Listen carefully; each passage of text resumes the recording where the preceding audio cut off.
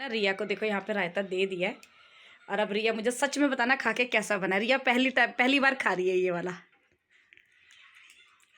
बहुत टेस्टी बना, बहुत यम्मी है। पहली बार खाया रिया ने ना, कैसा लगा? बहुत अच्छा लग रहा है, ऐसा लग रहा है कि सब खुल गए, मेरे पूरे ऑर्गन्स खुल गए सर्दियों में, है ना? बहुत टेस्टी है। तो सबको बना के खाना चाहिए एक बार, मतलब हमारे रिया के कहने पे एक बार जरूर, पहली बार खाया है ये, और एक बार बना के जरूर देखना, बना के है ना? जरूर देखना, जरूर से बना के देखना।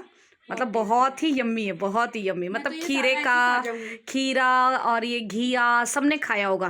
ये यूनिक है, यूनिक है ना। और जो इसमें वो जो हमने पीली सरसों डाली है उसका फ्लेवर बहुत अच्छा आता है, बहुत अच्छा है। तो चलो फिर खाना खाते हैं, है ना रिया?